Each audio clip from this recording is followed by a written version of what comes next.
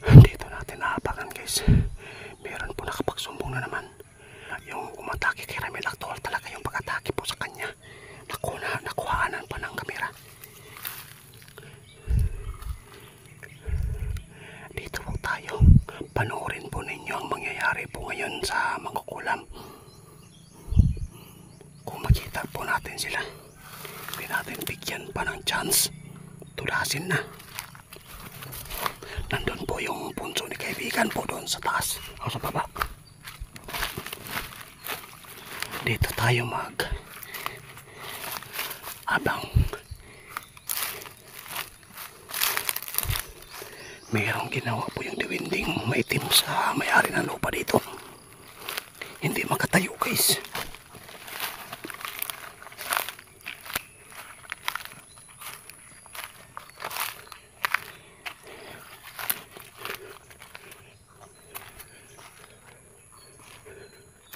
Ito po yung punso niya guys, ni kaibigan natin. Ito yung tirahan nila Tatay Soto.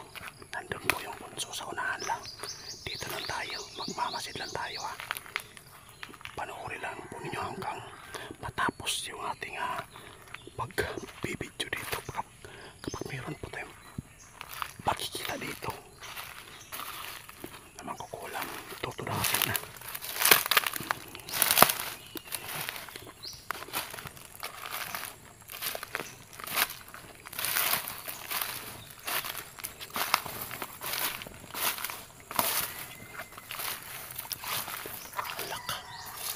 Namunga yung kawayan guys.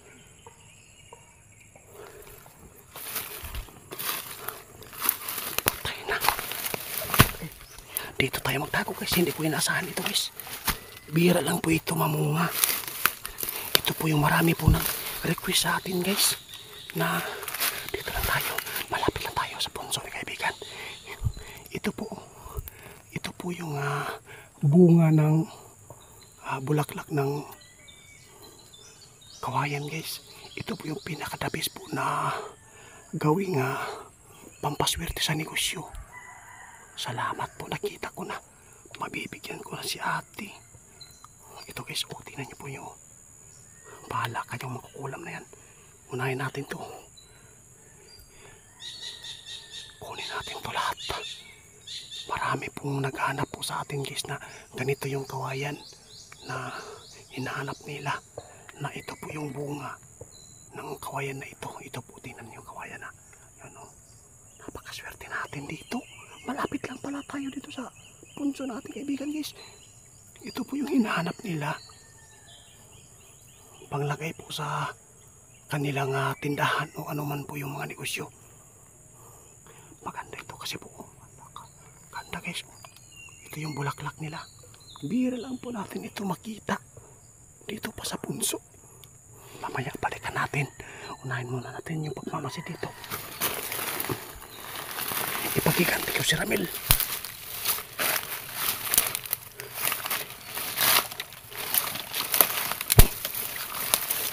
Ang dami guys oh. Ang daming bunga. Swerte to. Iwan ko lang guys sa isang taon at ito. Hindi po ito mamumunga. Ito po yung ni kaibigan natin na linyo tirahan.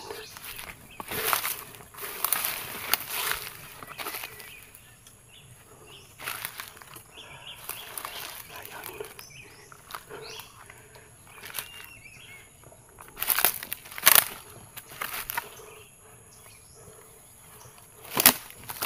Balikan natin yung kawayan na yan. Hindi po lahat ng kawayan mamumunga. Swerte yan. Ito yung punso guys. Tingnan po yung kawayan dito guys. Yung isang kawayan.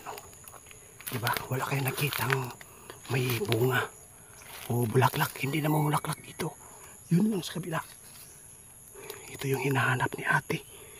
Yung taga Israel. Pampaswerte.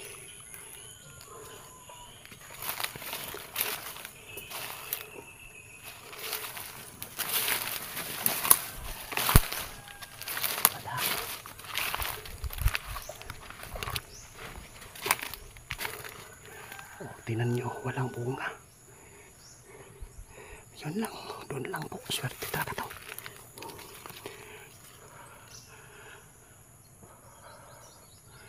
Baka ito po yung tinutukoy ni kaibigan sa atin dito na mayroong pampaswerte sa malapit sa kanilang ano. Wala yun guys, oh. Wala. Ang gagawin natin, ilalaki na lang po natin yung sinukuhan doon sa ano para pangpasumpa sa ano. Pero kung lalagyan natin, hindi na sila babalik dito. Paano natin mahuli yung ano, mangkukulam? Si Ramil po ay nagpapagaling pa. Grabe na po yung ginagawa po ng mga demonyo.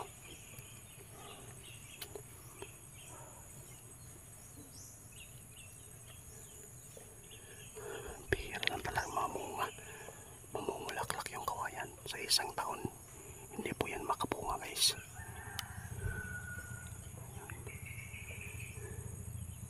Ipagpatuloy po natin yung pag-aabag dito guys. Magtatago muna ako dito, baka po tayo lang po yung hinihintay dito.